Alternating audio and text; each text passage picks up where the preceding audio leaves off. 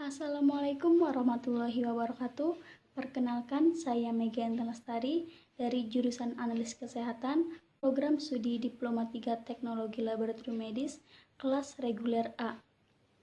Di sini saya akan sedikit menjelaskan tentang sejarah bahasa Indonesia dan perkembangan PUEBI atau Pedoman Umum Ejaan.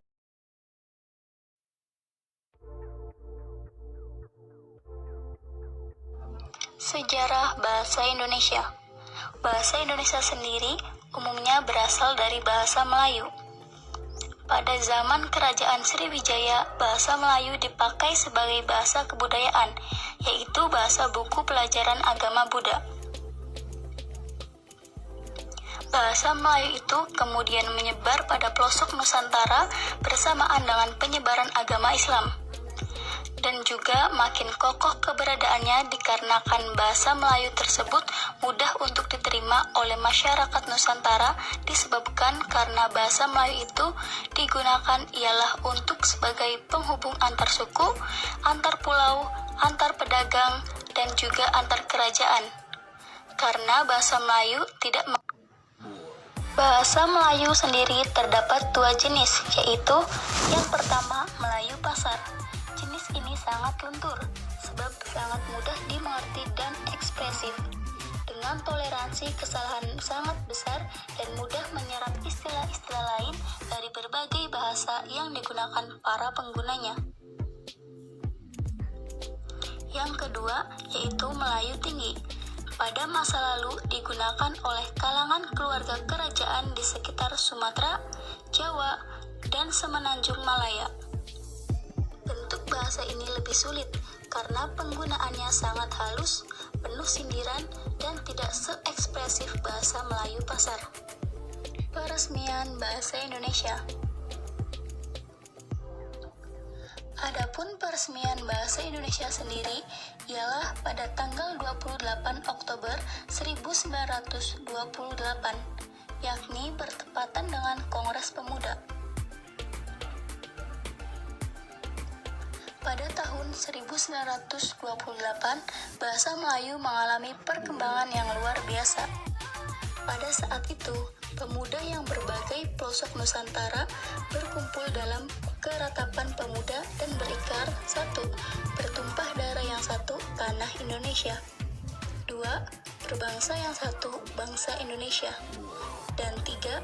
Menjunjung bahasa persatuan bahasa Indonesia. Ikrar para pemuda ini dikenal dengan nama Sumpah Pemuda, dan baru setelah kemerdekaan Indonesia, tepatnya pada tanggal 18 Agustus, bahasa Indonesia diakui secara kedudukan bahasa Indonesia. Bahasa Indonesia dinyatakan kedudukannya sebagai bahasa negara pada tanggal 18 Agustus 1945.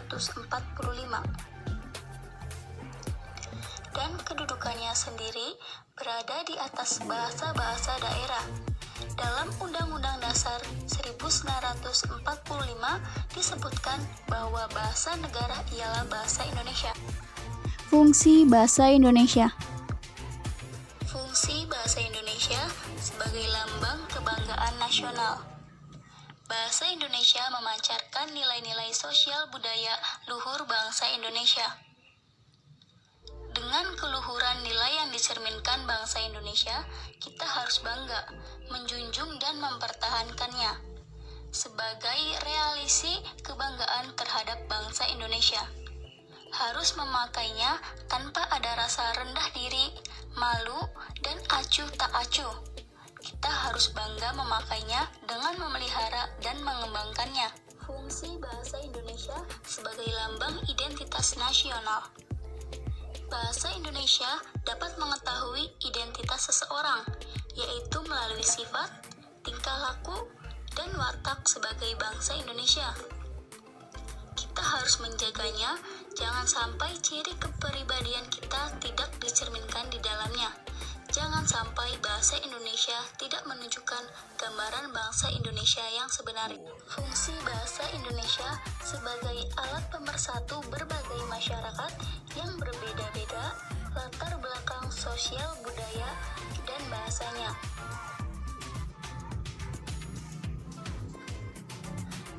Dengan adanya kenyataan bahwa dengan menggunakan bahasa Indonesia, identitas suku dan nilai-nilai sosial budaya daerah masih tercermin dalam bahasa daerah masing-masing. Kedudukan dan fungsi bahasa daerah masih tegar dan tidak bergoyah sedikit pun. Bahasa daerah diharapkan dapat memperkaya khasanah bahasa Indonesia. Yang terakhir selanjutnya, fungsi bahasa Indonesia sebagai alat penghubung antar budaya dan antar daerah. Dengan bahasa Indonesia, seseorang dapat saling berhubungan untuk segala aspek kehidupan. Bagi pemerintah, segala kebijakan dan strategi yang berhubungan dengan ideologi, politik, ekonomi, sosial, budaya, pertahanan, dan keamanan mudah diinformasikan kepada setiap warga negaranya. Selanjutnya ialah pembahasan tentang perkembangan PUEBI atau Pedoman Umum Ejaan Bahasa Indonesia. Sejarah ejaan bahasa Indonesia diawali dengan ditetapkannya ejaan Van Ophuijsen. Setelahnya, ada beberapa pembaharuan ejaan yang diubah oleh pemerintah, mulai dari ejaan publik atau ejaan Suwandi, ejaan pembaharuan, ejaan Melindo, ejaan baru atau lembaga bahasa, dan kesaustraan atau LBK, ejaan yang disempurnakan atau EYD, hingga ejaan bahasa Indonesia atau EBI.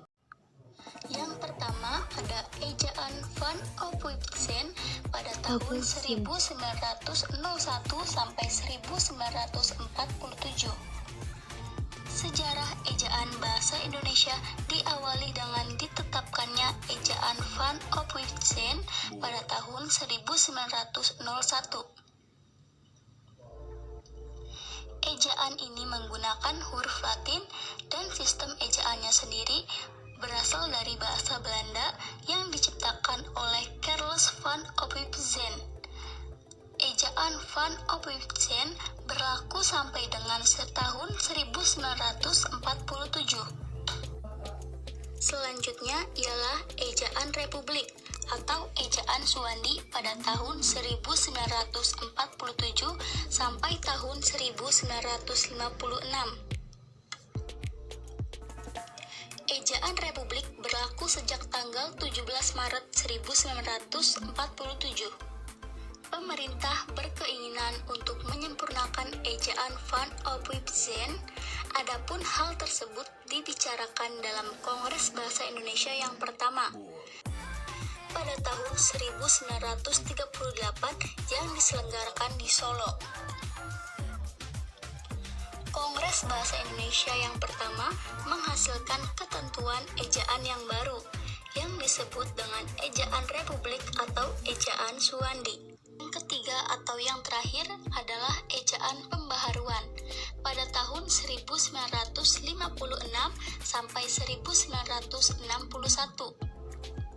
Kongres Bahasa Indonesia yang kedua digelar pada tahun 1954 bertempatan di Medan. Kongres ini digagas oleh Menteri Muhammad Yamin. Dalam Kongres Bahasa Indonesia yang kedua ini, peserta Kongres membicarakan tentang perubahan sistem ejaan untuk menyempurnakan ejaan Suwandi, dan lahirlah ejaan pembaharuan. Sekian dari saya, mohon maaf apabila terjadi kesalahan kata, dan kurang lebihnya saya mohon maaf. Terima kasih untuk perhatiannya. Wassalamualaikum warahmatullahi wabarakatuh.